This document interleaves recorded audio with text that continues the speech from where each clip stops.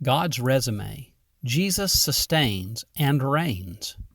Sustaining all things by His powerful word, He sat down at the right hand of the Majesty in heaven. Hebrews 1:3. Jesus sustains all things. He keeps all things together. All things is as broad as you can get. There is nothing left out.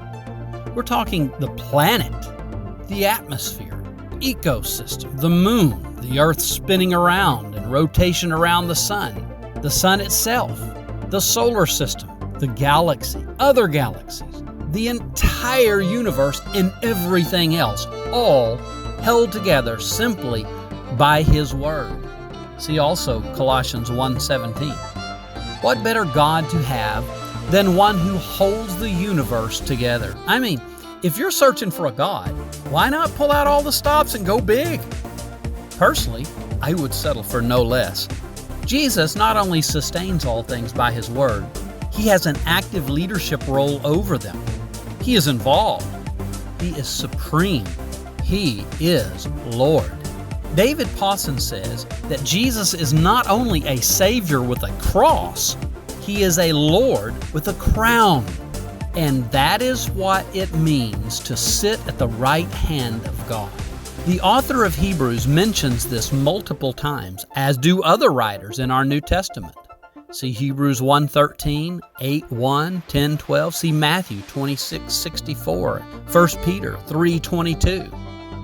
Concerning Jesus, the Apostle Paul says that God has seated Him at the right hand in the heavenly realms, far above all rule and authority, power and dominion, and every title that can be given, not only in the present age, but also in the one to come, placing all things under His feet. Ephesians 1:20-22. Personally, I'm glad that I have a God that is far above every other God, especially if that God includes me. I make an awful bad God. I don't know if you have noticed, but living in a secular, humanistic society that thinks humanity is progressively getting better, and as such deserves absolute autonomy over itself, hasn't worked out so well. Thumbing our noses at the notion of a divine being setting moral parameters, or picking and choosing which moral parameters we will allow Him to set, is in essence making ourselves to be our own God. This causes such cultural chaos that our society eventually devolves to the point of a system-wide failure, leaving the door wide open for some person or group of people to gain power and rule over with an iron fist what's left of our morally confused and bankrupt society. It gives me comfort to know that, in spite of the world seeming to be out of control, it is not, but is securely held together by this man whose resume we have been examining. And if this man is supreme over all, it challenges every other being that would claim such position, confronting me with a choice to make. If I choose Him as a God, I must surrender all to Him that I am. In other words, He is not just a God by name, whose image I can hang on my wall and look at occasionally. He is Lord of my life, allowed to set all my moral parameters and have absolute leadership over my decisions. This alone will reveal the authenticity of my search.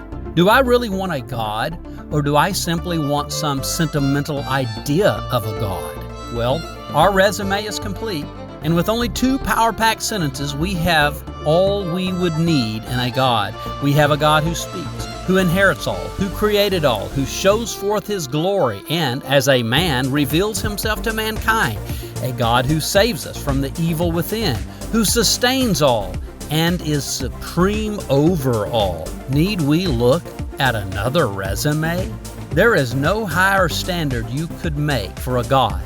And if this Jesus, God in the flesh, doesn't get your approval, you might as well remain an atheist. All other resumes are embarrassing failures in comparison.